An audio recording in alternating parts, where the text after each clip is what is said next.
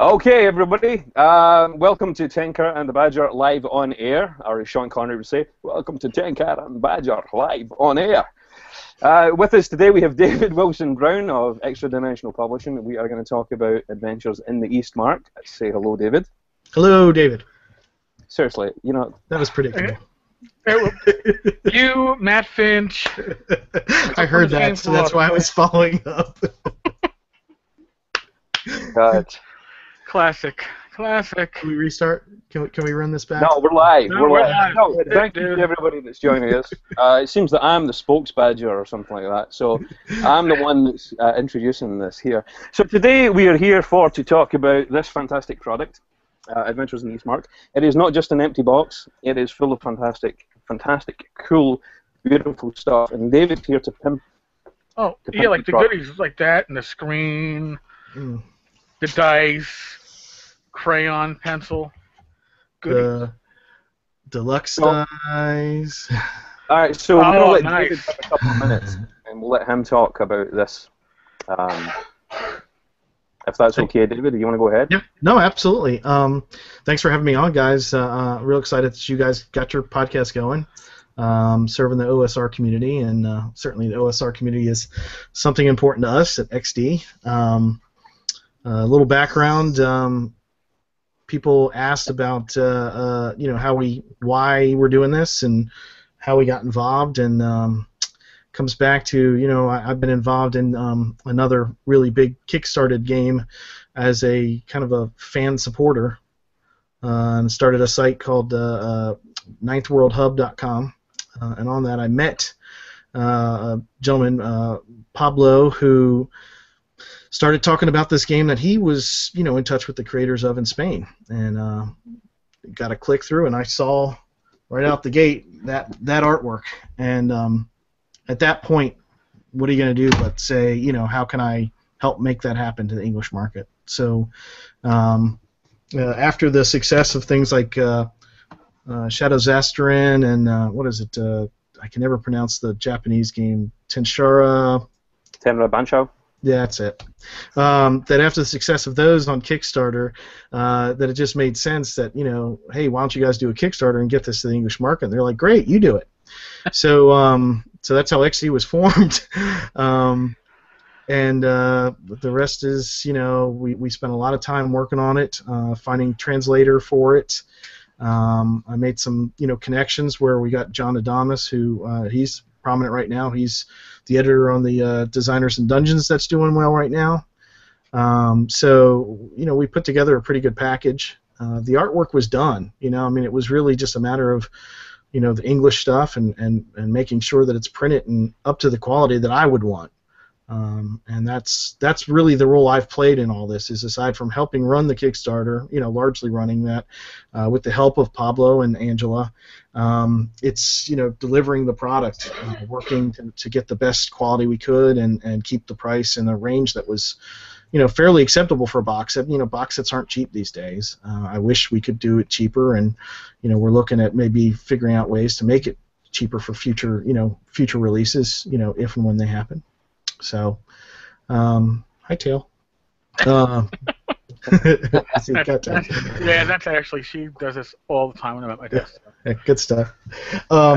So that's it. Our box set, as you saw, I'll open up for those who are watching live. Our box set includes the book, the full core book, and of course this is in color. This is the first time it's ever been in color. It was only available in black and white in Spain, and still only is. In fact, that's one of the reasons we actually had a lot of international orders, was because it was never available in color before. I'm just going to take this moment to be Scottish and say, because we play football back home in Scotland, and up yours Spain. So and then we've got the screen. This is a new screen. This is very different than the original screen that we did. Much higher quality, and I think everybody's pretty happy with what we've done with that. We did the Game Science Precision Dice. This was my contribution to it. The original box set just had a generic inked dice set, but between being in love with the precision of the precision dice, and learning was it Lou Sachi's whole story about this. Certainly recognize the value of playing with these type of dice, but the fact to get them uninked and include a white crayon for nostalgia's sake to ink them yourselves, it was a great combo for me of more modern and the classic together, and the news is that's only for the backer kits and for a limited amount of the retailer sets. The later parts of the run are going to be traditional dice at this point. So that is one thing that separates is going to separate the game from the ones who got it in the backing and the early pre-orders. So other than that, I mean, that's what comes with the set. Oh, we also had our nice Eastmark logo pencil. So pretty much in the box, you have everything you need to start. That was our goal. And there's even 2 adventures in the core book. So right out the gate, you don't need anything else but this box. But we did produce in limited quantities the more. It was a original adventure that really interesting story. I don't remember if we ever told anybody, but it was an exclusive that Pedro did. Pedro lives in a town that they experienced some significant flooding a while back, and he lost a lot of stuff. And he produced this as a way of thanks for some folks who kind of pitched in to help him out when he was trying to recover, some of his stuff that got damaged in the storm. So it seemed like a perfect opportunity because it had never been in print before. So the limited run that we have on this for the Kickstarter, and we'll only ever release this, as part of a Kickstarter. This is it. So and it was available in PDF only to those Kickstarter backers as well. So I was just going to mention that even though that the box set is available right now, and for the Kickstarter backers, it is available online via Drive-Thru RPG and RPG Now. Absolutely. PDF Thank you. formats, and it's all full color there, and it's beautiful. The backers who backed the physical version got the PDF versions as well. And what you tend to find. I have a train going by here. I don't know if you can hear it. No, not at all. Did you didn't hear that? That was awesome. It just didn't want me talking about this. Yeah. One of the great things about it is that the print copies of the books actually are readable in color, as opposed to them not being readable. Because oftentimes when you get a color PDF, it's not optimized for print. Yeah. And it's a pain in the ass when that happens, honestly, to tell you, just That's because sometimes you can read. Oh, yes. Yeah. Oh, I know it's one of your bugbears, man. Oh, God. We're all getting older, and it's as much Yes. as we enjoy trying to read stuff digitally, just trying to pick apart things in a color book is difficult, so that it's hard. And one of the beautiful things about this product, and we'll spend a few minutes later actually going through it, but one of the beautiful things about it actually is that it is highly readable. There's a lot of contrast in it, and it's so easy to find things. It's so easy to read. Everything sticks out. Yeah, Is that a door opening so that a murderer can It's a come door in? closing. My wife just stepped out of the room. And I just noticed there's a cat wandering around the background. Yeah. There's Oh, always a cat. I saw that because mine already appeared. So. Yeah, there's also 3 dogs in the vicinity, so we have quite the full house.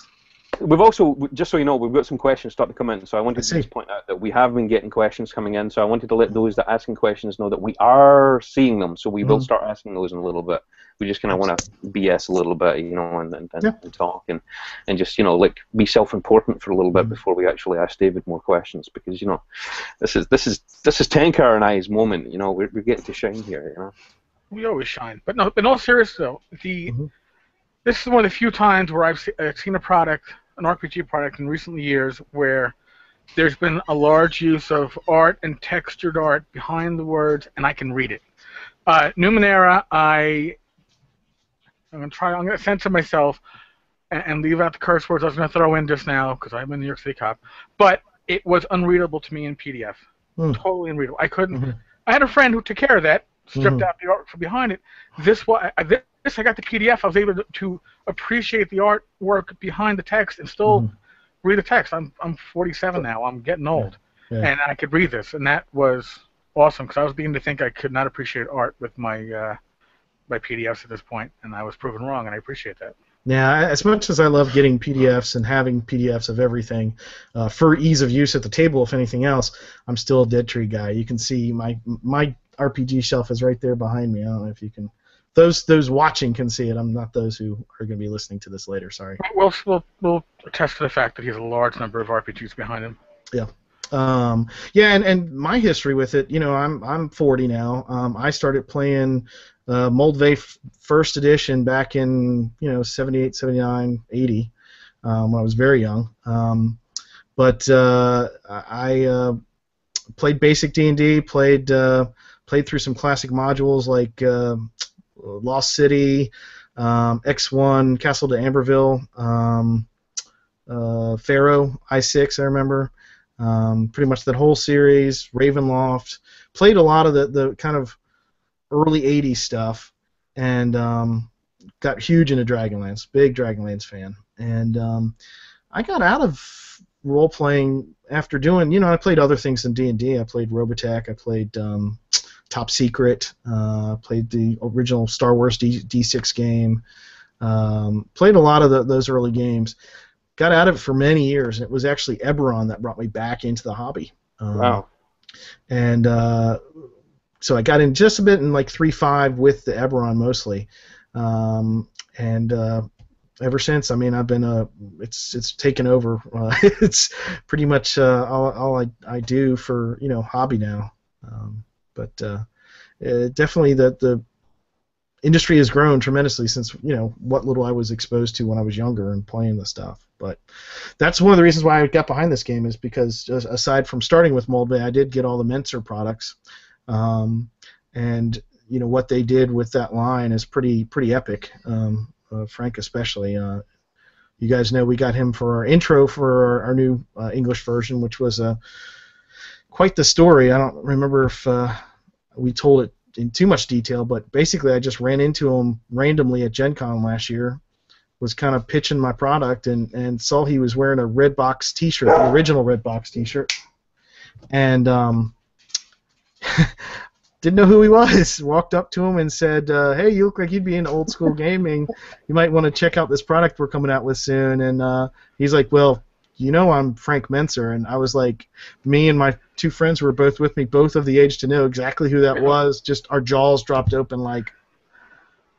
And it was one of those priceless moments. And Tim Kask was sitting next to him, and we started striking up a conversation. Actually saw him the next day in the same spot.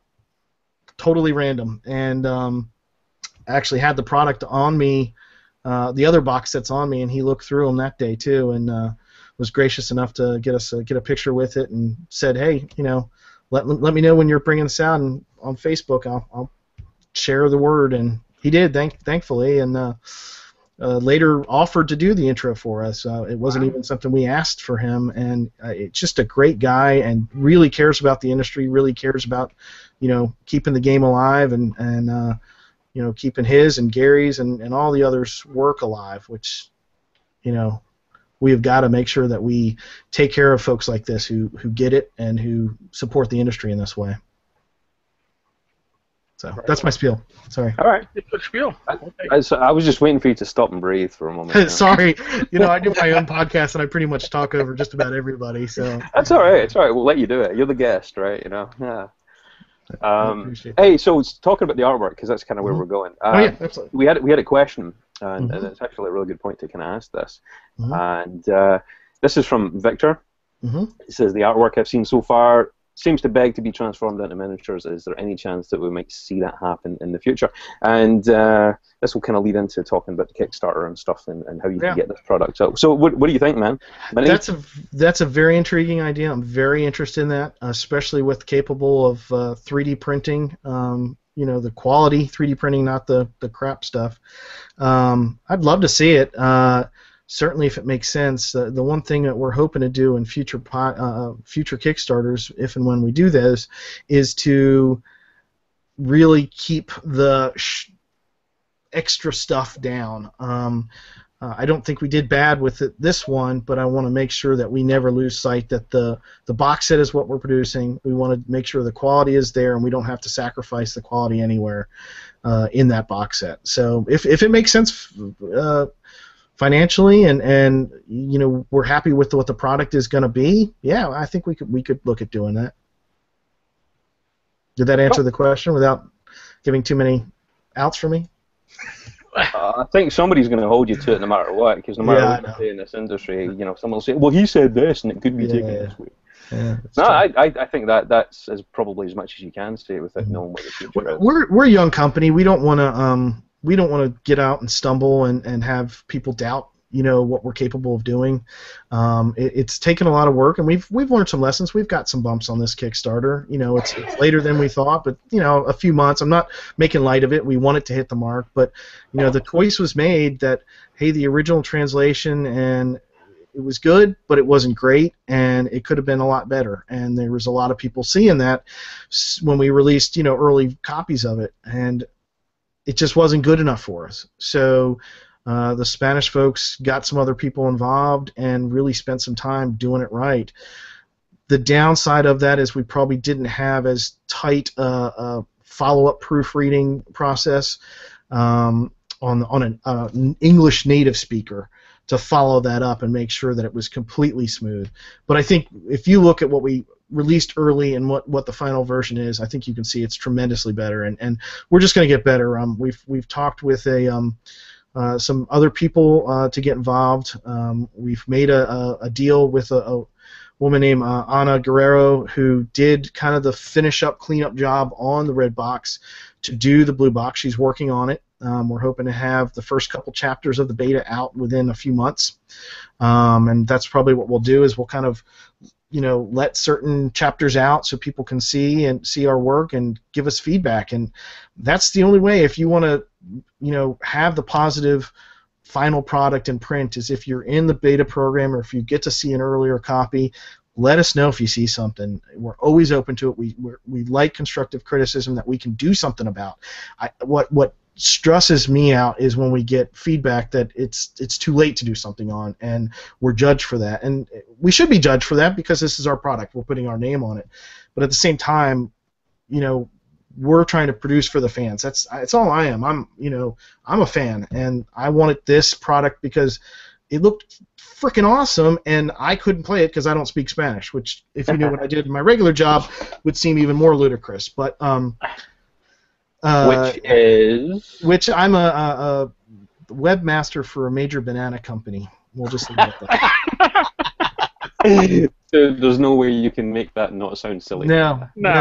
I am the banana man. That's great. Yeah. So I need to learn Spanish. That's really what it comes down to. But yeah, I wanted to play this, and that's the sole reason this exists. This is why I put, you know, all the time and effort, and really have lost time out, you know, from my family to make this happen. And it's not a complaint. I love this. This is what I want to do. And if this becomes a small part of my legacy, I'm very proud of it. So. Well, you should be proud. I mean, it looks fantastic right now, and I think if you do as good a job with the rest of the products coming out afterwards, which leads us to another question asked by Victor, which is, are you planning to kickstart the rest of the boxes? Now, I remember that when the Kickstarter was being run for Red Box, you were talking about doing Blue Box, but plans change, and there's multiple boxes, and I do believe you actually have copies of the Spanish versions. I do. Would you like to show them off so people can see what they look like? Well, first, here's the Spanish version of the Red Box. I'm trying not to block my microphone here. Versus the English version. So you can see it's a little smaller. Certainly the logo is changed in English. I think if you look at the quality of the printing and the artwork, it's better. But I'm brighter, definitely brighter. I think more it's vivid. Yeah. Then the next set, for those watching, there's the blue set. If you have not seen it before, this is a cover I love. That's an awesome piece of art. This probably was the piece of art that just totally sold me that this had to be done. The faces and the imagery, and this is AJ I always butcher these names, so I apologize in advance. Because you can't speak Spanish, man. It's right. It's Manzaneros, and I think I actually hit it. Wow, that's great. The blue box is the campaign setting. It is, and just to show you off, our original book was 144 pages. This book is 250 pages. Wow. And of course, you see it's all in black and white because that's all they've produced thus far. Our goal would be we're done with black and white. We had a fairly limited number of black and white copies produced of the original box set. That's it. We're not doing any more black and white copies English. Let me just once again reiterate, but shuck it, Spain. Yeah. So, but this book is gorgeous. There is crunch in here. Don't get me wrong. There is stats for stuff.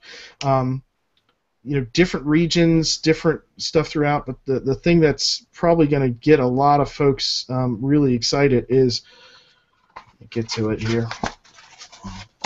I don't know if you can see, but it says Los Arcaneos, which basically means elder gods.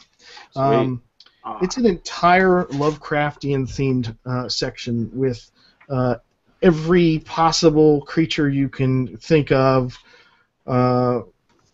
Yeah. Plus, that's awesome. The art. I'm seeing the art, which of course people are going to be listening to the podcast. They're not going to see it, but I'm seeing some amazing black and white, like charcoal artwork going on there. Definitely kicking that Cthulhu vibe. Yeah. Awesome. We have some great artists throughout the whole thing.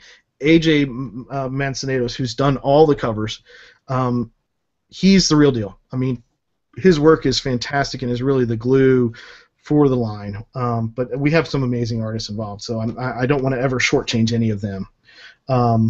One thing somebody's pointed out that I don't know if everybody's picked up on, but there is a running thematic through the cover art. If you see that this is actually the warrior from the red box, and you have a red-headed woman. I don't remember. Somebody told me, but I don't remember what her class would be. But if you look at the green box, which you see here, for those watching, and I just knocked over a bunch of stuff. Sorry for that. There's the warrior again. There's the redhead.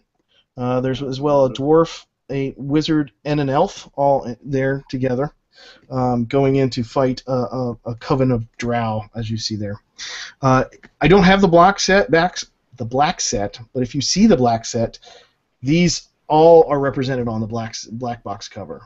So very interesting, and I think really ties the whole line together very nicely. And I love this art.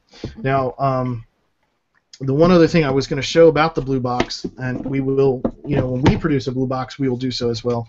It does come with a fold-out map. That was one of the most requested things we did not deliver in the red box, but that's because here you have a map of the entire continent. On one side, on the back, you have the Eastmark map that is in the inside of our book, as well as a map of the city of Robleta. So we will definitely include those in our blue box. So that's still going to be kickstarted at the end of the year, right? That's still the plan? That's our goal. Our goal is to get that Kickstarter off before the end of the year. Now, whether that product will deliver before the end of the year is probably not likely, but it will be a lot earlier in next year than this one has delivered. So the biggest thing is the translation is almost twice as much. But we are in the works for that already. We are moving ahead with that. We want to have a sizable amount of the translation work done before we do the Kickstarter. It was important for us for our first one to have over 70% done, and would have been great, and we would have hit our target no problem had we not wanted to make the translation better. And that's a lesson learned, and we'll make sure to give ourselves enough time in the next one, and if anything, hopefully deliver earlier. So. Nice. Cool. Zach Glazer actually had a question about translation. Yes. So, obviously, translating, big job, making a product and getting the right people to do the translating. So, what was the biggest consideration that you guys had? Well, we wanted to find somebody who not only knew Spanish but also knew the gaming world, because we could take it to a straight translator and they were never going to do it justice. We worked with Tony Reyes for our first one. He had also worked on Secret Fire, so we had someone who knew the industry. I don't want to put down his work in the least. He did a good job, but it was hard to translate. Pedro writes for these games in a very Spanishly archaic wording, so much so that somebody joked around and said that if you'd actually straight translated his work, it'd be a lot of like old English, because there's nothing really that makes the comparison to that archaic Spanish that he uses in there. It's not Gygaxian per se. It's definitely his own voice, and we wanted to keep that as much as we can. And I think that's where we led Tony astray early on, as we were trying to keep closer to the tone of what Pedro was doing, and we realized it just doesn't translate for a modern reader to read it in English and feel like we weren't, full of crap. You know what I mean? So that was I think the big change, and hopefully we'll have a better means of attack to go through that. So that's where we stand with that. And I did want to show off. This is the book from the green box. Okay. Do you see the size of that thing? That's pretty chunky. It is 324 pages. Holy crap! Yeah. Bigger than many boxes. And on top of that, their original one came with this awesome piece. And you may have seen these online because I think they're available online. But they're essentially pre-done character sheets for all the different classes that are represented on there, which means that their XP progression, their saving throws, everything is on the sheet already done for the characters. So we'll probably want to do the same thing in some fashion. So speaking of butchering Spanish names or Hispanic names, I'm totally going to butcher this. I am so sorry, man. Okay. I took French in high school, okay? Yeah. If you had a French name, I get it, okay? So I think this is Hoa. Sorry, man. Will there be translations of other adventures from the Spanish version, or possibly even English first, or exclusive adventures or modules? Yeah, it's a great question. We do have the other adventures. I actually can show those as well. There was a very popular one, and I'm never going to do it justice. Lo que el ojo no ve, which I think. What the hell are we doing Spanish when we can't do Spanish? I know. What is wrong with us? I know. I'm so white. So this is my understanding is it's something like the eye that doesn't see or something like that. But this one is supposed to be really, really good. I've heard great things about it. We also have the first two books of a trilogy. The third book I think has been produced, but I have not gotten it yet. And these are other published products they've got. As far as are we going to translate them, we hope to. We want to concentrate on the box sets, but who knows if a good Kickstarter does well enough, if that becomes a stretch goal that we, translate those. As far as us doing an English first, we're already kind of doing that. Tony is working on a Lovecraftian themed one that we talked about in the original Kickstarter. It's one of the outstanding deliverables of the Kickstarter is the Tony's Adventure and the Blue Box beta for those who did that. But I'm very, very interested in making our own mark on the East Mark. Yeah. So nice. I think that the OSR community, hungers for good stuff, and a lot of people. I'm a fan of written adventures. Even as a DM, I can make up some good stuff, and I'm really good at improv. But like writing something out from start to finish and it being cohesive, I can't do. So I love adventures to be able to work off of and improv from. So I'd love to produce more of these. I hope it's something we get to do. Are you going to produce your own things? That's a question that Victor asked. Yeah, I'm sorry, and that's where I was going. Yes, I definitely want to. And I think somebody was even kind of joshing us on why we didn't use people like Dyson Logos or some of the other great OSR style artists to do some maps, especially the ones that we had in the original. We're really keen on reproducing the original work as is in English. We are very hopeful that we get an opportunity to create some more English first stuff, and the hope would be is that we could help the Spanish market by reverse translating that into Spanish for the Spanish fans of the game. So we have some ideas. So you can have a game that went originally from, it was a copy of a game from English to Spanish, Spanish to English, and then back to Spanish. Yeah. Okay, because that's not going to be at all, because you know it's a game of whispers. That what could go wrong, you know? Yeah, absolutely. No, I definitely I see the irony on that heavily, but I definitely want to produce our original work for the line. I think that we've got the ability to do that, and the big thing to remember is, you know, with XD, Eastmark is a licensed product for us. So anything that we would want to do, we have to, you know, make sure that the original license holders are, you know, happy with and want to do. Anything we ever do on this product would always go before Pedro Gil, without doubt. If he doesn't sign off on it, we aren't doing it. That's important to me. Okay, cool. So we got a couple other questions here. We'll go through it before we just meander and talk about some stuff. And they're both from James Alls, and he asked, "Will you be bringing us to old school cons like North Texas RPG Con or Gary Con?" Yeah, I heard. Which leads into another one, which is, what are the various ways to obtain a physical copy now the Kickstarter has ended? Okay. Well, the first one is, I very much considered going to Gary Con, but since we didn't have the product this year, we didn't go. It's something I'm considering for next year. I'm also having to look at maybe going to Gamma next year. So it's going to be limited on what I can do, but I'd like to go to Gary Con for sure. And North Texas, I heard you guys mentioning that one on your first podcast, and certainly interested in checking it out. I have friends. North Texas also, there is a table there that is used by some of the publishers that can't show up themselves. Right. But, yeah, they have one person that sells for all different publishers. Get yourself out on the table, get yourself seen, and the red box will stand out like anything. I hope so, and I mean, I love all the OSR products. I don't ever want to besmirch anybody else's product. That's not what we're about. I'm about the more that's out there, the more available. But I'm really proud about how Eastmark looks and stands out, and you know, keeping the feel of the box set. I grew up on box sets. It's important for me for box sets. And as far as his other question about how to obtain a physical copy, on our website, xdpublishing.com, we do have the ability to still use the backer kit for pre-order.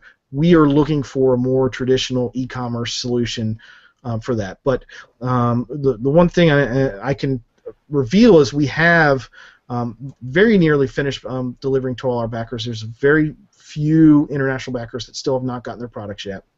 But once they're all delivered, we are fully releasing in retail what we've got, and we've got in the several hundred range overprinted. So there is plenty of opportunities to still get the red box.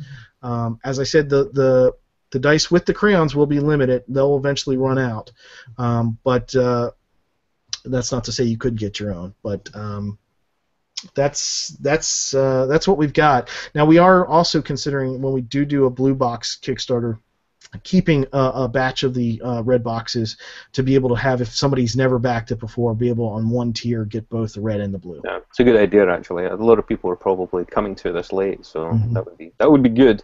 But then again, it's all about sales, right, as well. So you guys are going to be at Gen Con, right? I am going to Gen Con, that is correct. I'll probably be wearing my shirt the most of the time. I don't know if you can't see. See, now you're just like being like.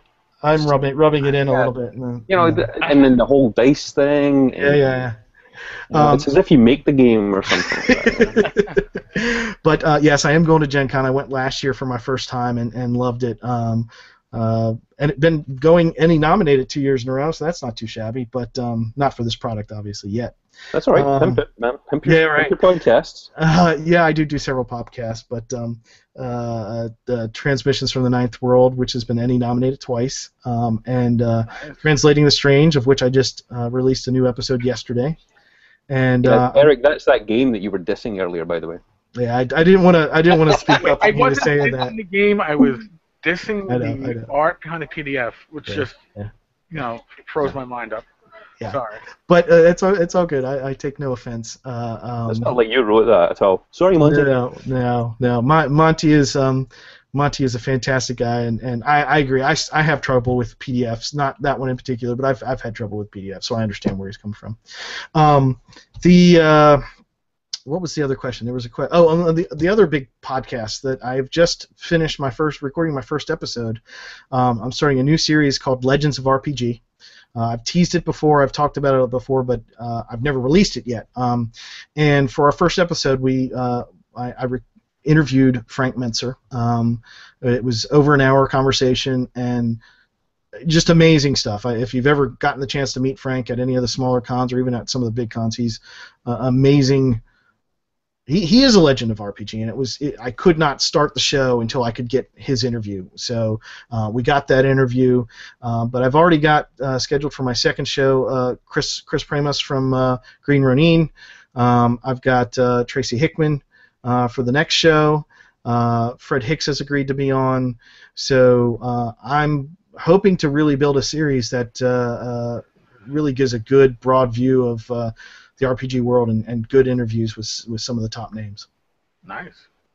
So is that shirt going to be available for other people at Gen Con? Yeah, I saw that. No, we did a very limited printing of it, and I was hoping to have another print run before I went. I'll be honest, no matter what people tell you about the Kickstarters, you can't prepare enough financially for what all it's going to take, and we don't have the funds right now to print another batch right now, but I'd like to do it. They're beautiful shirts. I love them. So no, James, and I know James very well, so no, I apologize. We will not have them available at Gen Con, but I hope to have another print run soon. Well, that would be good for Blue Box. When you get the Blue Box out, that would definitely be good. Maybe a stretch goal, because teasing the Kickstarter as a stretch goal was a really good idea. Did I just say that? Yeah, right. Yeah, you did. Honestly, the T-shirts, did not do super well as add-ons for our Kickstarter, and they never do, man. People keep adding them. Just don't. Yeah. And you're probably lucky they didn't do well, because people tend to lose money on them anyway. Yeah, we did fine because we printed to order. We didn't overprint. But most of the ones that were sold with the Titan level. So we'll see. I mean, if the interest is there, I'd like to do some forums and some surveys to get some feedback on what do you really want, for add-ons. I'm a fan. I want to produce what the fans want.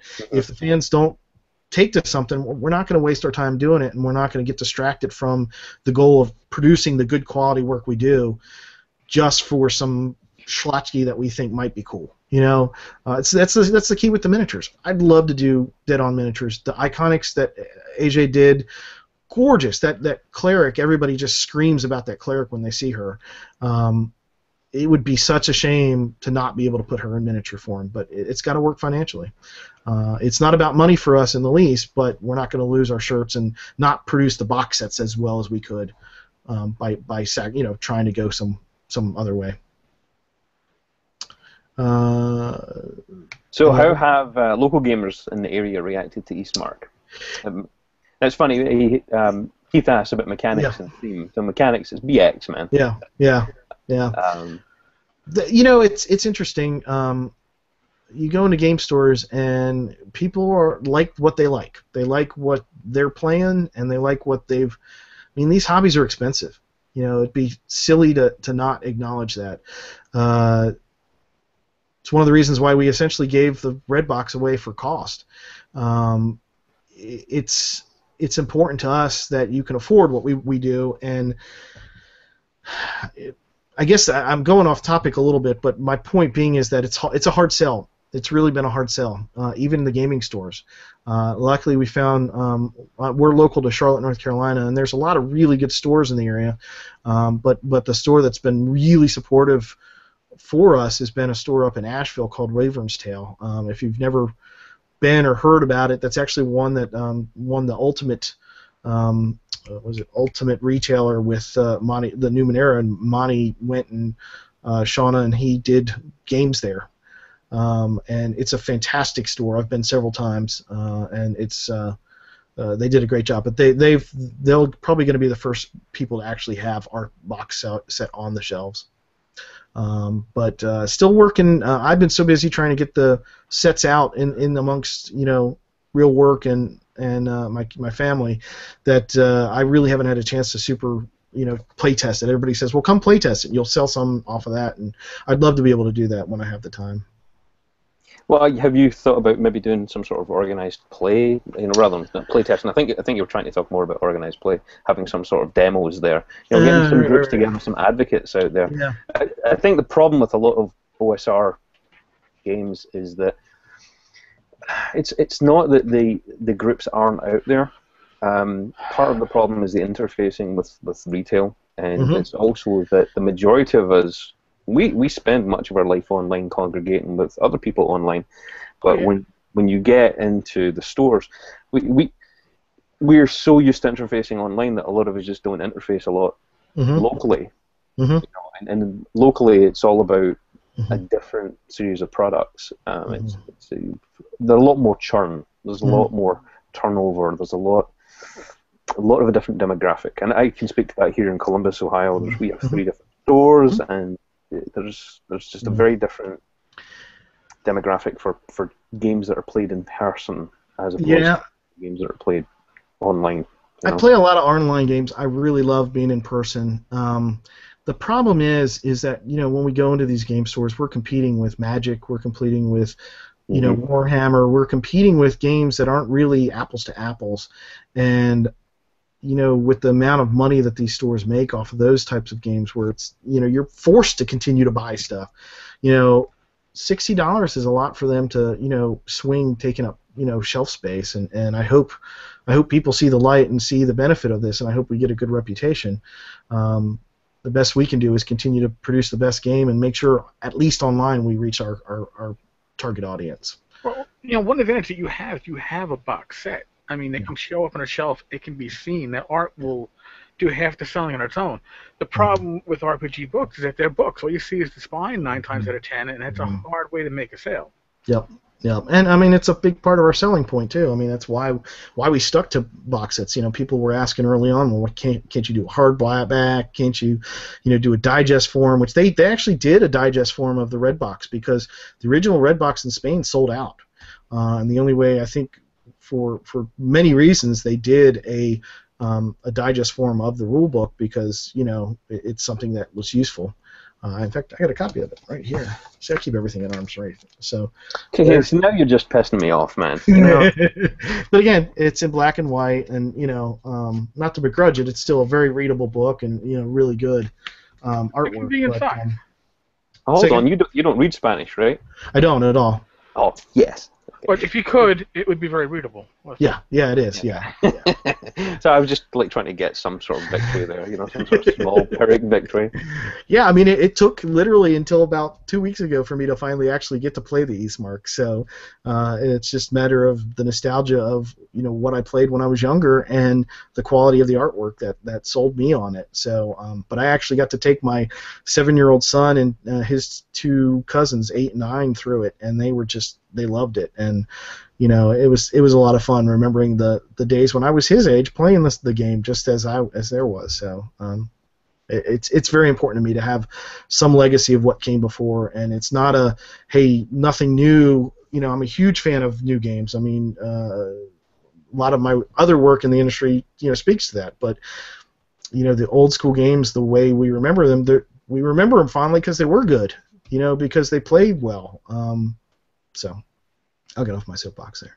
No, it's cool. That's what we're here for, man. We're all passionate. We all love this stuff. That's why we do this.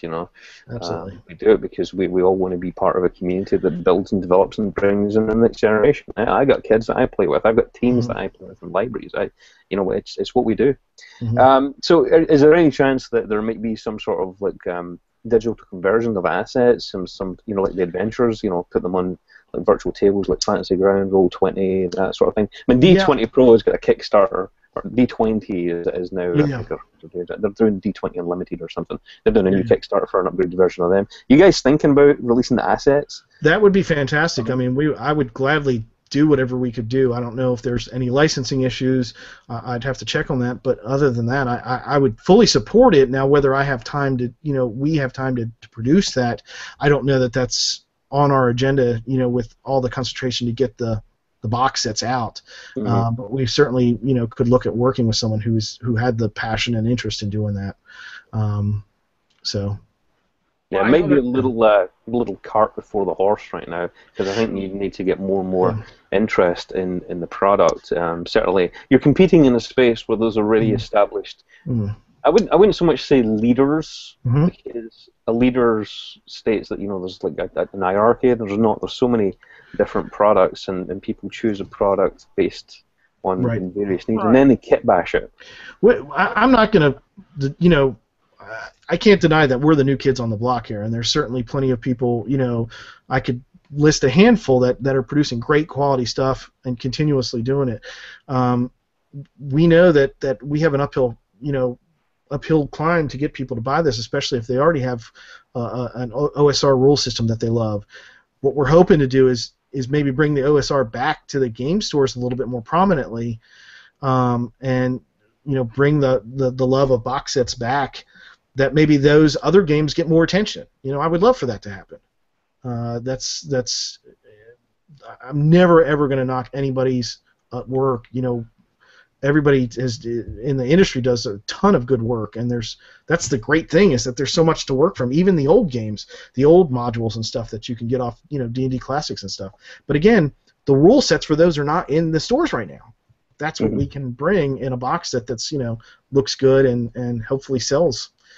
But the one other big thing that we've got in the works is a codex. I don't know if you've ever looked online, but there is a full community for the Spanish game called the Codex La Marca. Yep, and we have an English translation and new version of that coming very, very soon. So our goal is that will be that digital additional thing of support for our game outside of just the beautiful box sets, and we want contributions. We want people to put their stuff in there, and it's going to be really nice. I'm really excited to share it with everybody when it's ready. So James asks if you're going to post an actual play, like in a podcast, G Plus or YouTube. Let me change that question. If just to pull it into the codex, then. Would it be a cool thing to perhaps, rather than you guys doing it, perhaps throw out to the community and have the community do it?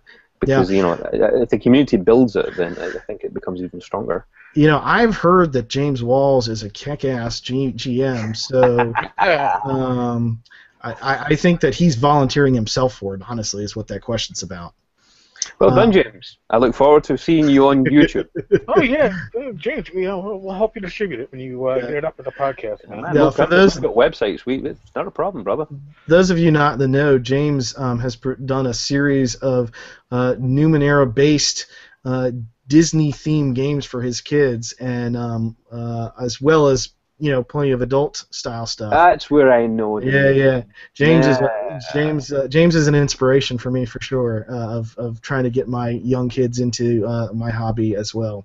So I'm looking forward to finally meeting James face to face at Gen Con, and I want him to do it. Really, it would make sense. All right, Victor asks a question here about Pedro's main source of inspiration. Do you happen to know what his main source of inspiration was? Because obviously everybody builds from what they know. Like Gary, when he created like his version of his world, he pulled from many different sources. Dave Arneson pulled from a number as well. There's a bloody train again. Every single person that creates a game has a setting in mind that's implicit in their head. It's how well it translates over. What was Pedro's? I would definitely say that the people you named before, Gary, Dave, Eric Holmes, Tom Moldvay, and Frank Mentzer were major influences. The original early versions of D&D. But you cannot. It's very obvious the heavy Tolkien influence throughout the books as well.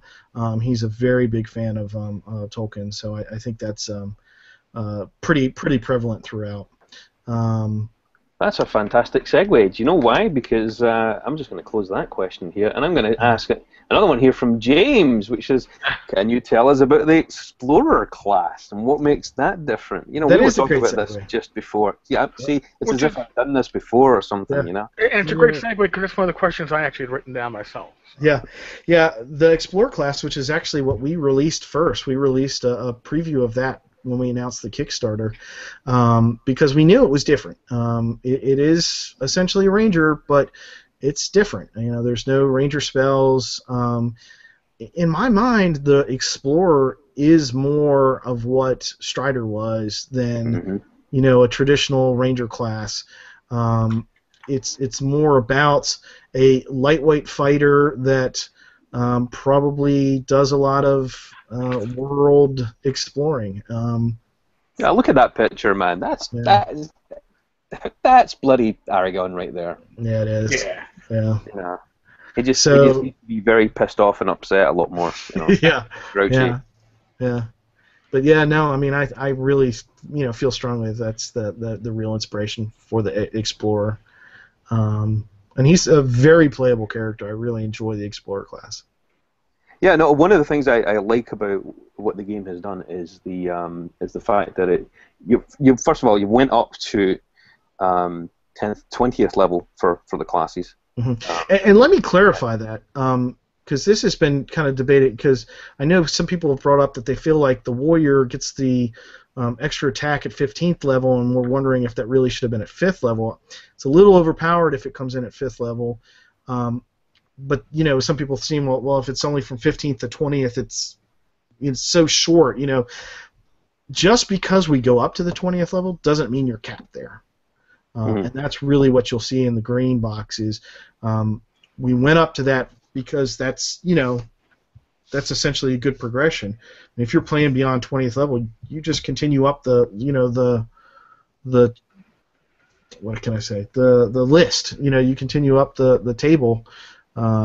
It's not hard to do the math what the next levels would be, so you just follow it through.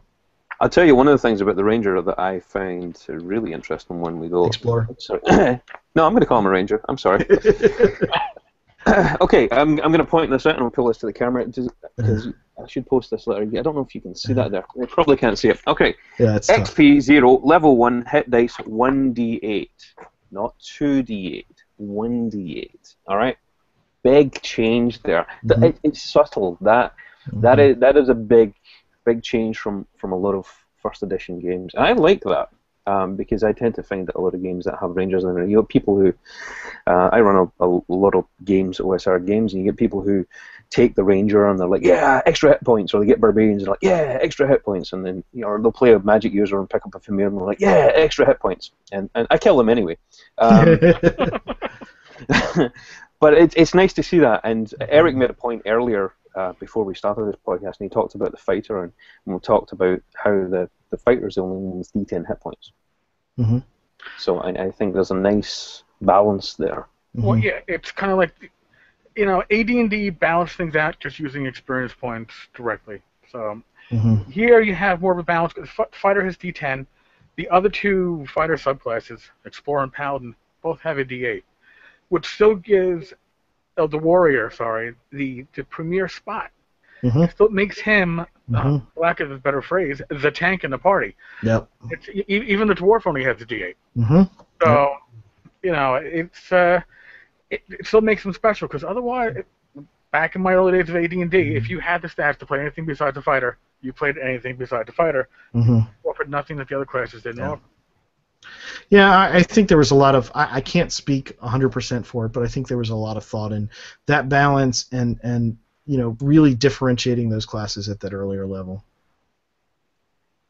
We're out of questions. We did have another couple there, but they seem to have disappeared. And one of them, and I wanted to mention earlier that I was going to answer it because it was from Mr. DeSanto, because I can't pronounce his first name. And it was a question about, for the big kid in me, see, I memorized this.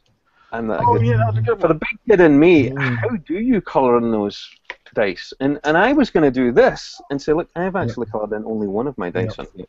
And I have a crayon as well. And I was going to crayon one of these suckers on air. My suggestion is use the back of the crayon and not the tip, and just go across the face. It's like an etching that you would do. Dude, show, don't tell. Yeah. Look. I'm gonna do this on here. Look at this. Yeah. I'm totally doing this. Mine are all I would done. join you, but I'm doing puppy holding at the moment. All right. Wait, I got a D20, or shall I go for the D4? Wait. Go for the D4 because D4. It's a good size. face. Yeah, good face Alright. to show off. All right, there you go. Look, so you can't see that really. Just like it's painful, right? Yep. Step on that. Okay. So just basically back and forward, back and forward, back and forward, back and forward, back and forward, back and forward, back and forward, back and forward. And here's one I prepared earlier. Yeah. And basically just back and forward, and you're going to go against the grain. Yep. And you're going to end up with a lot of crap on the front of this thing as you do this. And your crayon, that's it, pencil. Your crayon is actually going to end up with a lot of crap that's going to end up all over the place. So, but you have to kind of get that off. Now, there's 2 ways to do this. There's 3 ways. Actually, there's an infinite number of ways. There's one, you can lick it. You can rub it against a piece of cloth, or you can use your finger. See, so there's what you kind of end up with, okay? And you can see that there's some colours there. And the easiest way just to do this is just a little rubbing with your finger there to get rid of the major ones. Because if you use a cloth, the cloth isn't actually, the cloth is too big, and you're gonna ruin all of the inside of it. See, look, there we go. There's it looking a little bit better. And you just keep working your way around it. And actually, using your thumb, I find, works really, really well for the most part, because you actually end up pushing more of the crayon inside. That's right. And so it's looking pretty good. I got to do more. Yeah. But it takes a little while. There's a lot of people who speak to inking these, actually using like a colored pen and an ink, and they'll do that. I don't like doing that. My close friend of mine, Eric Coates, who did a lot of help back work for us. He actually took his and got a China marker. And used a China marker, and it looks. He put yellow in those, and it looks gorgeous. He said that he loved it so much. It's his now dice set of choice, which made me really proud. So, because he's really. I solved the whole problem with these dice just by not using them in the first place, because I don't like the. Okay, it's going to sound really bad, and I'm a heathen. That's okay. I'm Scottish. Screw you off. Okay. Yes. It's all good. I don't like the heft. I don't like the lightness in them. I like a little weight behind it. That's mostly because you can put a bunch of these in a sock and use it as a weapon. And I prefer dice that's got some sort of weight behind it. Just from a throwing point of view. It might not be as accurate, but you know what? We're not flying to Mars. We're not flying to another planet. It doesn't need to be 100% accurate. Yeah. So, James is back with another question. Yep. How easy is it to convert to other systems modules? I'm really not the best person to answer that question. I don't think it would be that hard. I don't think that what we've done, what Pedro done in it, is that much different than any other game based on that same original rule set. But other than that, that's one probably weakest area I have in is being the guy who can talk about the system versus the other systems. Mostly lack of experience and not knowing the what's the word what I'm looking for, the minuscule differences that separate them. From my reading of the system, and I haven't jammed it yet, and I tend to hop skip through any book that's role playing that I read, so I don't really go through it from beginning to end. But yeah, you're gonna have to convert metrics to the English system. So if 36 some odd inches can match up to 39 some odd inches in a meter, you're good.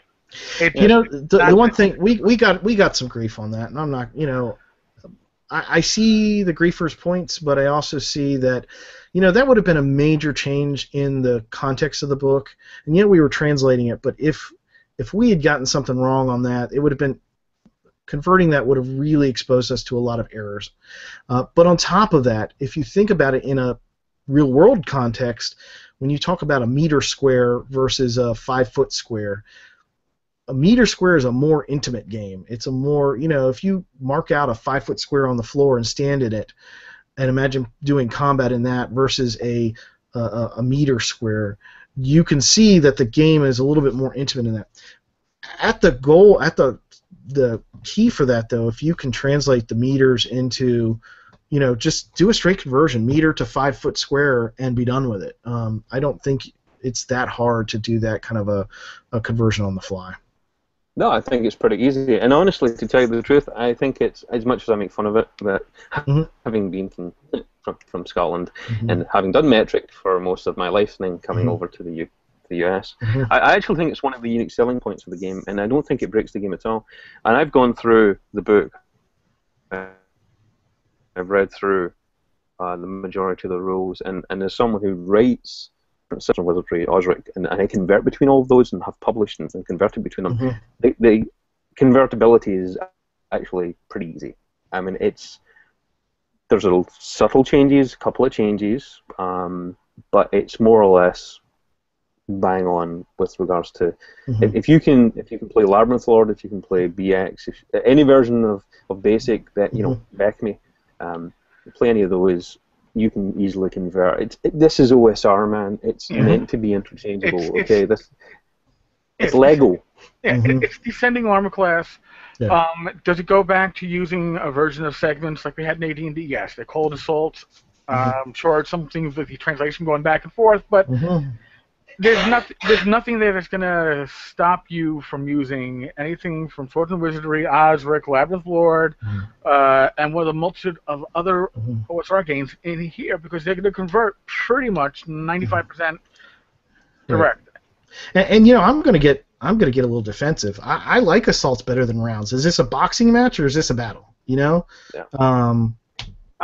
Listen, like I said, it's just something to me that stood out, and doesn't it go with assaults, rounds, turns? Yeah. So assaults is like 10 seconds. Yeah. 6 assaults in a round and 60 assaults in a turn. I think I figured that one out properly. Too much math, man. Yeah, it's just yeah. And you know what? If you don't like something, change it. Yeah. House rules, baby. That's like a recognized mantra. House rules. In fact, that's what next Tenkar and the Badger podcast is really all about. It's Rule Zero, baby. So house rules. Yeah, I think what really comes down to is it's a Spanish game. I mean, we're not changing that. We're making it English so we can use it. Yeah, it's a Spanish game of an English game, so you could argue semantics here. But the point of what separates this and why it's a really outstanding game is that we've done our best to deliver what they have and are playing there and everybody loves over there. So my goal in doing anything XD does, and I saw a question earlier that somebody asked, well, are we only going to focus on Spanish translations going forward? No, and not just this game. We do have another Spanish translation game coming.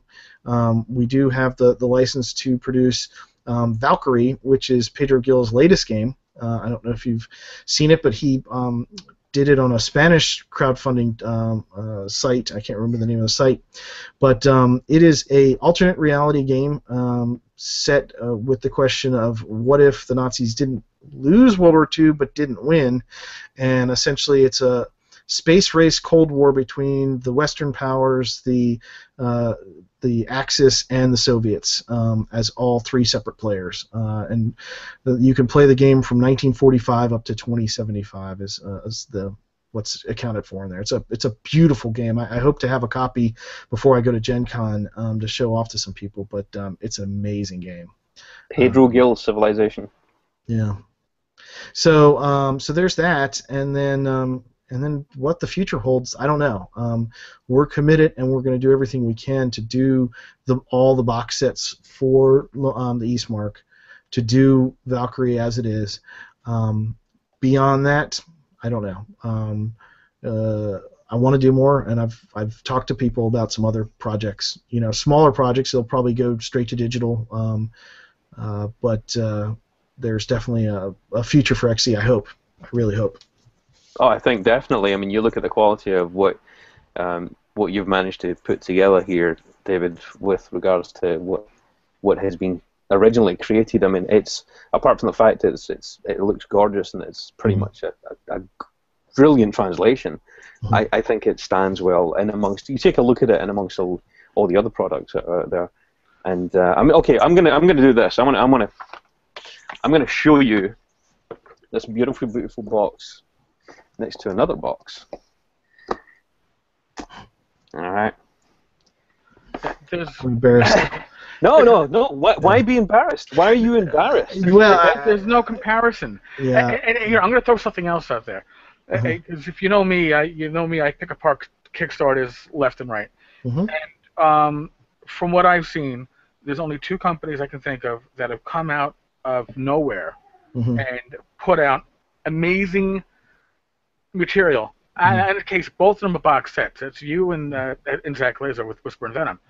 And I'm going to say that these the production qualities of both are amazing, and these are both companies that came out of nowhere. So people who always say that I'm not going to support a Kickstarter because I don't know the company, never heard of the people before, these are two projects that blew me away. I'm so glad I supported them, because if I hadn't, I wouldn't have this awesome stuff in my hand. The only thing I can speak to from our side on that is that they already had the products, so it was a little less of a risk than previous. We could show that we've got more legs behind this if you support this one. My goal as the English producer is to do it better than what the original product was, not to besmirch it, but to improve, to take it a step better, because our market isn't only bringing it to the U.S. There's also international fans of the original game who want it more. Coming to color and us saying, hey, we want to do color from now on. The black and white's good, but color is where it's at, and that's what sets us apart. But that was my goal, and I'm so proud of the work that we delivered on this. That to me has been that's my part in it. I mean, other than that, I mean, Pedro did the work, the artist did the work that they did. All I can contribute is to run a good Kickstarter, deliver the product, and bring the best I can, and throw in the little bits that I can. The game science dice with the crayon, the Q workshop dice. That's even the T-shirts. That's me doing my part to make it stand out. So and to continue marketing it like this. And you've done a fantastic job. So don't shake your head. Don't go, oh my God, I'm so embarrassed. Okay. No, I'll tell you what. When you're at Gen Con, okay, Wizards of the Coast are going to make a big thing about the New Player's Handbook, because the New Player's Handbook has already hit the retail stores, the ones that are in the advanced program. Okay, it is going to be out for everybody else in about a week. Which guess what? It's Gen Con time, right? So they're going to have it, and they're going to be pimping the hell out of that. Okay. Absolutely. And people are going to be looking at it and going, oh, this is cool, because there's been a lot of people who have been looking at the game and going, this is great, I love OSR, but man, I really like a lot of what's in this. But then there's people who are going to come and look at your product and go, oh, baby, I hope so. This is the red box. This is like the red box. When I opened this up and I had it in my hands, and okay, so there's a reason that retail stores have things at certain heights that you can get your hand on them, because there's a very, very psychological effect involved in holding things and having that tactile response. And when I held this, I was like, wow, this is beautiful. It's got heft. And when I opened it up and then just, okay, I held the book and I was like, wow, this feels like a tome. It feels like something I would use at a table. When I pick up the starter set, and the starter set is not for Dungeons and Dragons, is not meant to be the full game. Obviously, I don't have my player handbook yet, but I'm just like, ooh, this is a throwaway thing. This is something I use and then I throw it away.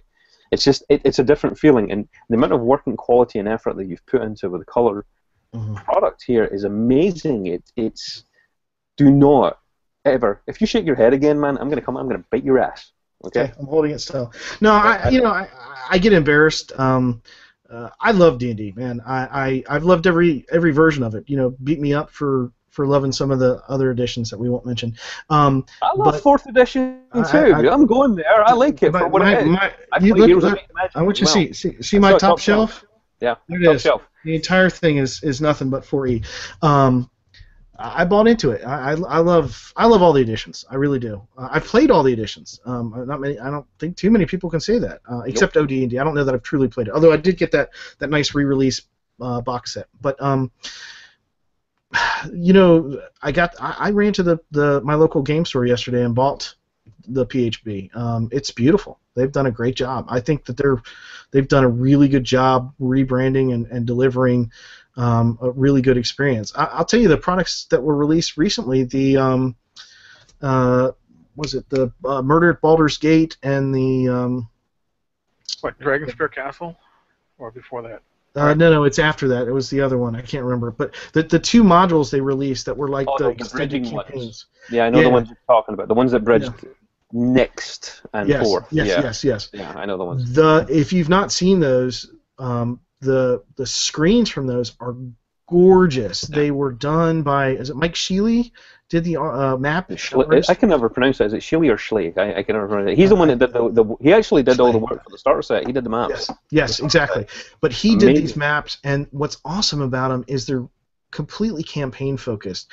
So on the player side, it's got a map for the players. On the inside, it's random tables for the DM. It's a key to the map. It's all the stuff that they're gorgeous. If you've never seen them, I really love those. I would love to produce stuff like that.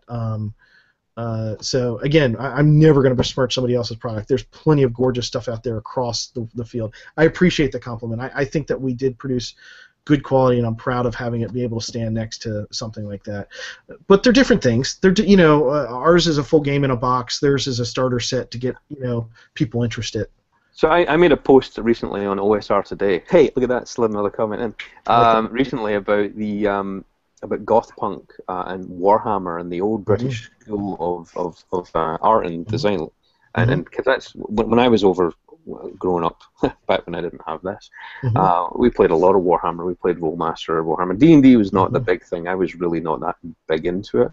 It was not my game system. It kind of is now for a lot of different reasons, and all of it. But back then, the art style in there, and the art style and the British style is very different from the Americanized art style. And one of the things that I think that European art is divergent from American style art, and that shows in the products. Okay, so that's part of the design and the part of the aesthetic that you have in these products. So it's not a bad thing. It's a different thing, and it's what sets it apart. Yep. So when you look at the artwork, when you look at the new One Ring game, when you look at certain games, you compare and contrast games from American publishers versus British publishers. There's very different styles and choices in the artwork, even though many of them are using artwork from the same artists all over the world. The style that they evoke is very different, and that's an aesthetic choice, and it's cool, and I love it, and that's one of the things I love about Eastmark. I love the new artwork in D&D. I think it's fantastic. I think, hell shit, I can't draw like that. So I'm amazed that people can do that stuff, but I'm barely passable as a writer. But when I look at the stuff that's in Eastmark, what it evokes for me is the work of the great artists, and that's the front cover of the box. When I look at that, I think of the great artists from the 1700s and 1800s, and the work that they did, and that's hanging in bloody castles and museums, and that is, I just think it's amazing. Yeah. And I think it's a right choice for that product, and it's a very Spanish choice. So one of the moments last year at Gen Con that really stood out to me was I got to meet with the Shadows of Esteren guys, and they were great folks. But one of their lead artists, and I'm totally forgetting his name, was there, and I had on my it was either my iPad or iPhone, was showing him some of AJ's work, and I think they knew of him, but the guy was going through the work, and they were going,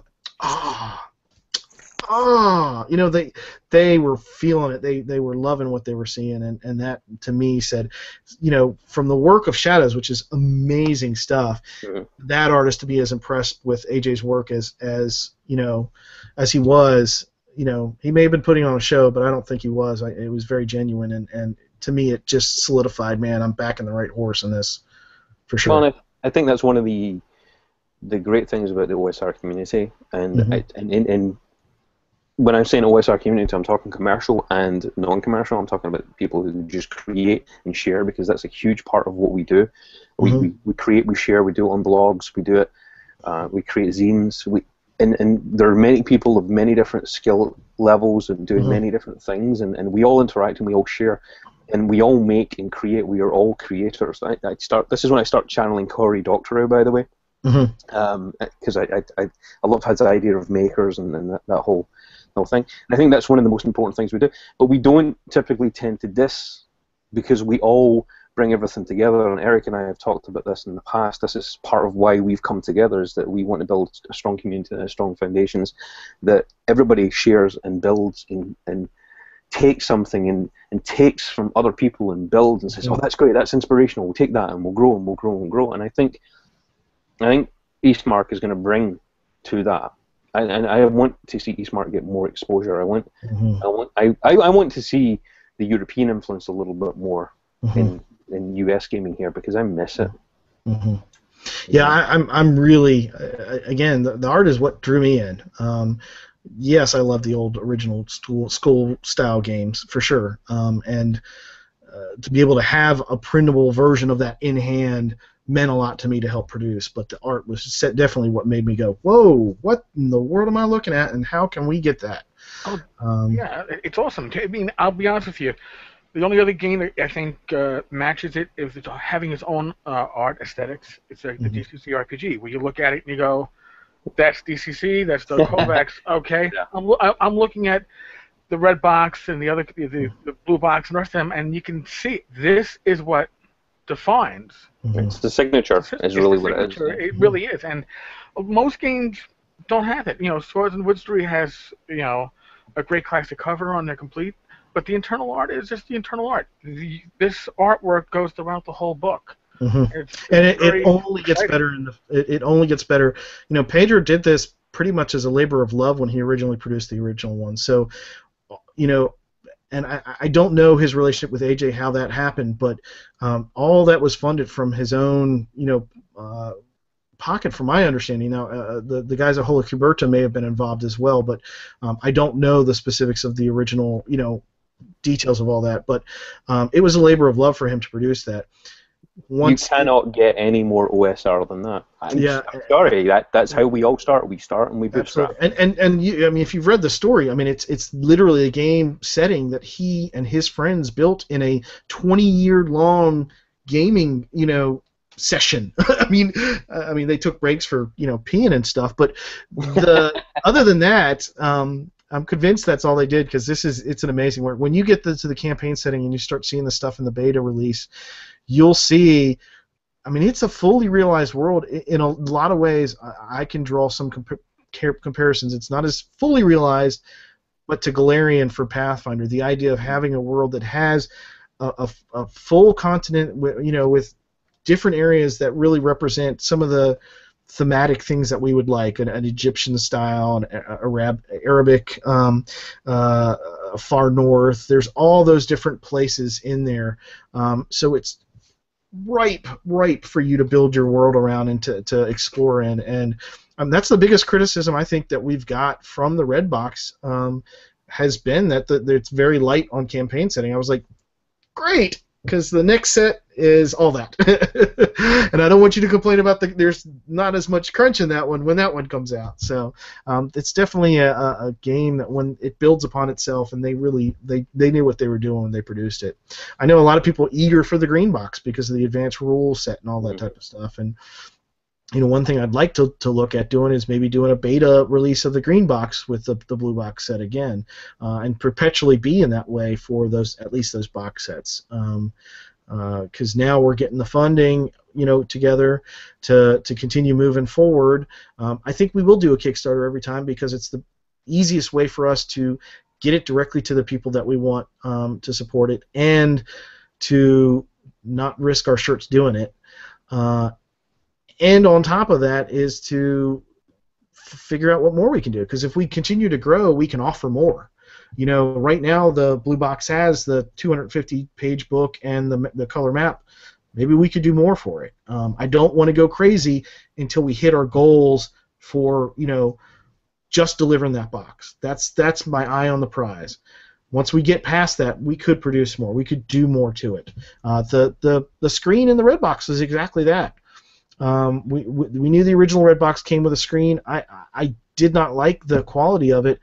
Not knocking the art or anything, but it's not it's not a GM screen. It's a folded cardstock. I even wanted what we produced to be even, a real, like, traditional hard board, but the cost would have been prohibitive in what we did with the red box. I think what we hit was a perfect match for that set.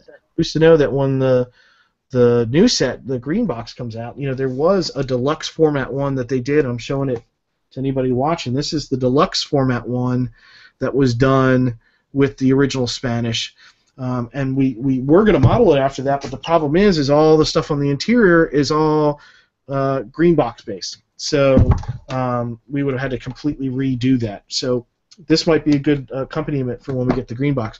What was cool that they did with that at the time was they released this book shrink wrapped with it, which is a spell grimoire, which has all the spells from red and blue box together in one format.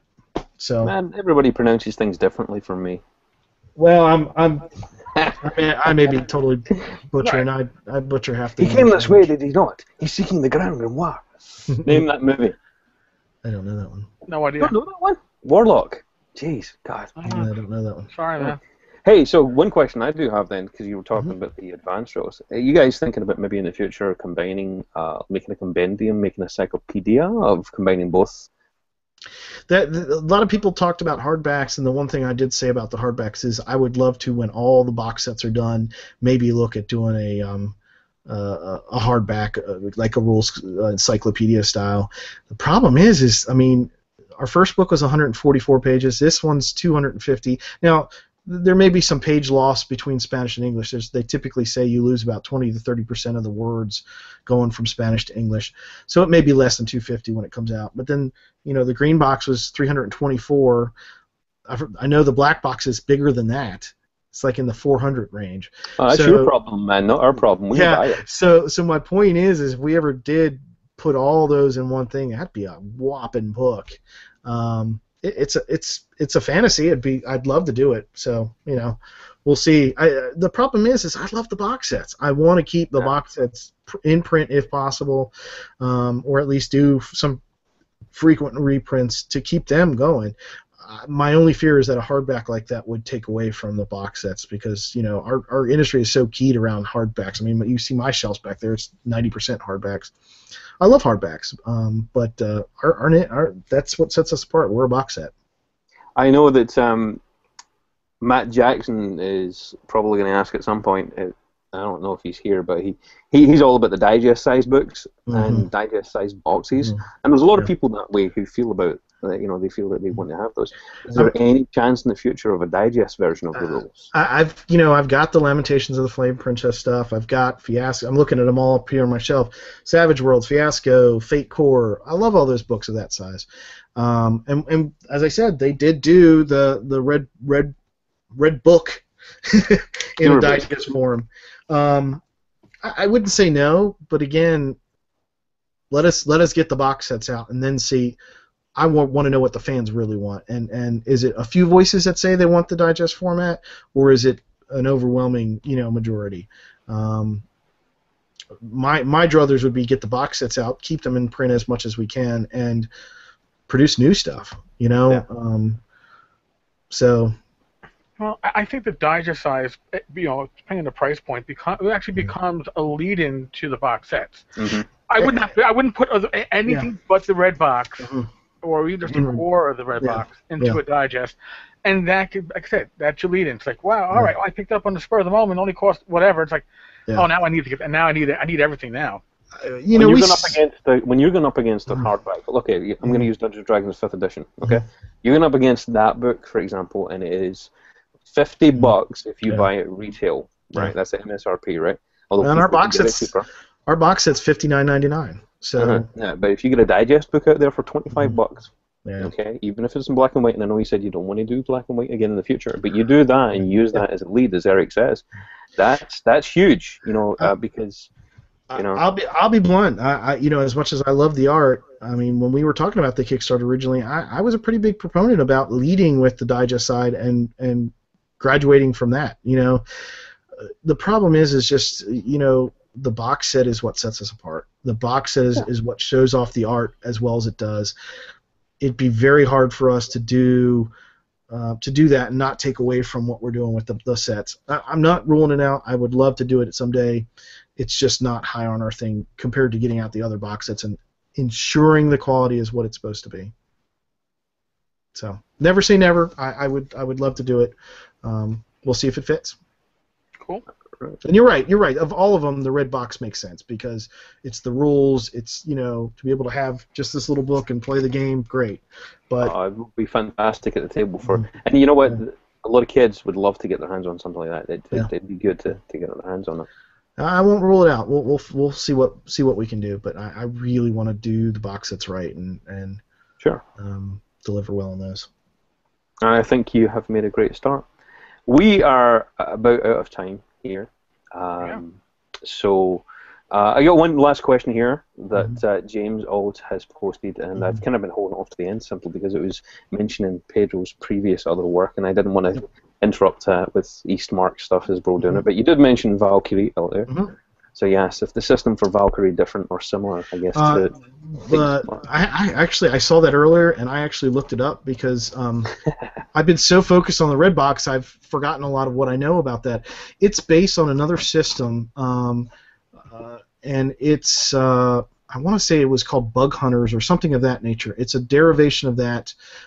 It's my understanding is it's kind of Fate-ish, but it's different. And I've heard good things about it. I'm very excited to see it and try and play it.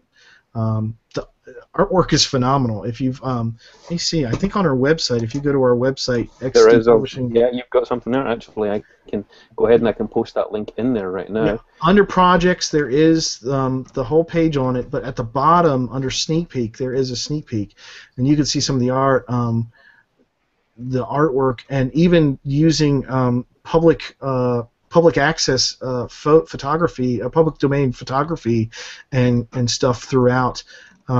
This stuff is gorgeous. I mean, just gorgeous. And if you're any bit a gun,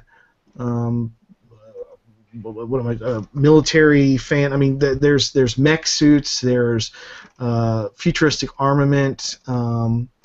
Very inclusive gaming. They actually have the character sheet on our sneak peek, so you can see the character sheet. Maybe it's all in Spanish, of course, but you can maybe see some of what you can get out of that. But I've heard great things about the game, and I'm very, very excited to see this get translated. It's likely that a different team will be working on that, slotted between or simultaneous to what we're finishing up the blue and going into the green. Wow. So we're looking at the blue box at the end of the year, Kickstarter. That's the goal. Very much the goal. Yep. Cool, I'm looking and then forward to backing that. And then hopefully Valkyrie, if not before the end of the year, early next year, and then go into spring of the green box. That's the goal. I'm not saying that's in stone, but that's what we're aiming for. We were hoping to be a little bit more aggressive, but we want to do it right. So we'll take the time and do it right and deliver well. So, any parting shots you want to pass off to the public? Anything you want to pimp just before we close off, and Eric and I shut down this show? And no, I'm sincerely grateful for you guys having me on here. It's unusual. I'm the one usually doing the interview, so it's been a little off-putting. But you guys did a great job with your first one and a great job with this one. I'm really looking forward to continuing to listen to you guys and subscribe, because that's probably one of my weakest points is knowing enough about the OSR community to continue to support my game and talk about it intelligently side by side with what else is out there. I've made friends with some of the folks, in the industry doing that work, and I want to continue doing so because we only work better if we support each other. It's not really a competition. It's if anything, it's in a competition to deliver as well as we can to the fans. That's all I ever want to be. And as far as XD is concerned, if you ever have comments, constructive or otherwise, we want them. We want to take them. I think constructive criticism is something more that we can work on. We can't please everybody, but we're going to try our best to please most of the people and to continue doing the best work. To be honest, the quality of this that's my thing. That if it ever lags from what we've delivered thus far, I don't want to do it anymore. It's got to be this or better going forward. So just look forward for that from XD, no matter what we do. Excellent. I think everybody that has backed the project has been very, very happy. Mm-hmm. Most definitely, I have. Starters. Well, I think we're losing you a little bit there. Are we? Yeah, there you go. Yeah. I gotta go put another like $1 in the meter or something like that. You know? crank the machine. Yeah, get your kid off the PS3. I bet you my kids are going on Netflix again. Yeah. I'm like, oh, Dad's finished by now. It's time for me to watch a movie. Eric, you got anything to say before we wrap this up, brother? No, listen. Like I said, I've gotten I think 2 box sets from Kickstarter, and for RPG products, they've both been amazing. Between this and Whisper and Venom, I'm amazed at what the community is able to put out there, because I never thought I'd see a box set come from anyone but maybe Wizards of the Coast at this point. Mm-hmm. It's considered to be cost prohibitive, and it's a quality box too. It's not like a box that I'm going to get crushed on my shelf beneath all my other gaming material. It can put up to it, and it was nice actually seeing a pencil in a box. I think that is certainly old school. Those were some of my touches. You did well. There actually, I can't say that. There was a pencil in the old box too. In English, so there you go. Yeah, I did the English one. Yeah. It's a good quality pencil. Right. I want you to pay attention to that. Yeah, it's not one of those. I'm not going to sharpen that sucker. It's not getting used. It's just staying in the box. Yeah, and I did end up having to polybag the crayon, so I didn't in the summer have melted crayons. I saw, crayon and books. That was smart, by the way. That was really, really smart. It looked cheesy. I didn't like doing it, but I needed to because no, it was smart. You don't want to have people returning product because I got crayon all over the outside of my gorgeous book. Yeah. I think that's us. To everyone that joined us, thank you very much for joining us. For those of you that turn up late and see this not live, I guess that would mean it's dead, showing up on YouTube. You missed the opportunity to win some prizes, because if you turned up here and you were live, you were in the running for a very generous offer from David. He is going to offer a box set that we've been talking about here. You are in the running for that if you were here and you turned up, and I have a list of everybody that turned up here. And there are going to be 3 runners up who are going to get access to a PDF copy of the game and the narrator's screen as well. Yeah, I was going to make sure. Yeah, making sure I got that in there. And it's a very generous offer. So we're going to make sure that that's taken care of shortly, and we will notify in the Tavern community at G+ at WOSR 74.0 Tavern Radio. I'm totally going to make a jingle one of these days. Like WOSR. God help us. Yeah. we have another podcast coming up very, very shortly. It will not take so long to edit because Eric's doing it. Yeah. That's awesome. We're going to be recording it on Monday. Do you want to say who our guest is, Eric? Do we have confirmation? Is it absolutely 100%? We don't have absolute confirmation. All right, so we have a mystery special guest then at this moment, and if it's not there, then it's just going to be 2 guys sitting talking about games instead of a 3rd seat. So, no, it was confirmed. We're just waiting on it. There's a reason that it's not been completely confirmed, which hopefully we'll be able to confirm when we confirm it. Yeah, the confirmed confirmation that hasn't been confirmed yet. Yeah. Yeah, but it'll be a friggin' awesome podcast. The theme of the show is going to be basically Rule Zero, house rules, talking about that sort of thing. And hopefully you guys will enjoy that. I appreciate everybody that has turned in today and listened to us and has downloaded the podcast and given us some good feedback. We weren't sure how people were going to enjoy this. We didn't know if hearing a Scotsman with a funky accent and a New York cop with an even funky accent. Yes, I know. Hey, listen, I only dropped I think 2 F-bombs or 1 F-bomb and. You only swore twice. Not at all today. I think I'm slacking, dude. I'm really slacking. You didn't bang a table today. I'm very proud of you. I had no chance. I had to hold a puppy half the. Is that a euphemism? No. I looked down. I'm like, what the hell is the puppy doing on the floor behind me? If I don't pick her up, she's gonna get into trouble. So, yeah. So All right, so we'll go ahead and we'll sign off in just a minute. I'm not going to go back and edit this, but we will strip the audio out and we'll just post the audio because it's going to be too much work. And we didn't like do a multi-cut the way that we do our normal podcast, but we'll pull the audio if anybody wants to listen to the audio. It's not going to be as good quality as a normal podcast. It's going to be raw. It is. But you know what? You should have been here because you could have won shit. So next time we do one of these special hangouts and there's shit to be given away, be here because you know what? Otherwise, I'm keeping it all. 'Cause I'm like that. I'm going to stop backing Kickstarters just so I can keep everything that people don't get. Nice. Dave, thank you, man, for turning up. Thank you for giving us this opportunity. Thank you. My for pleasure. talking about your Anytime you product. guys want us back, I'll be more than glad to do it. You are going to come on the podcast as a third seat, right? Anytime, seriously, anytime you want. I love doing these, and obviously I've already doing 3 myself. So anytime you want me, I'll be glad to. All right. Well, the amateurs will be happy to have the professional rejoin us. Probably later this year when you're closer to kicking off the next box set. Yeah, that'd be fantastic. Yeah. I mean, we don't know what the hell we're doing. We're making this shit up as we go along. That's what we all do. Which is why. Really? God, Yeah. I thought there was a book for this. No. No. If I had a script, I'd screw up real bad. Well, that's why I don't give you a script. Have you not realized Yeah. I know. I realize that, man. that?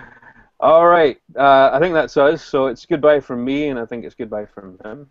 Yes. Goodbye. That's us. I can close this off. I can go and I can get something to eat. Yeah. Yes. Sweet. Oh, look, Bad Mike finally makes an appearance. Oh, gee, Mike. I'm glad you were here. Nice. All Hey, right. I sold him a game. I'm happy. And my internet connection goes down. I think that was voodoo on Bad I Mike's was like, part. yeah. All right. I guess that's the internet telling me it's time for me to go. All right. All right. We're done. Thank you, gentlemen. It's been a pleasure. Bye, Jason. Bye, David. I'll Bye, wait. guys. All right. All right. Thanks, guys.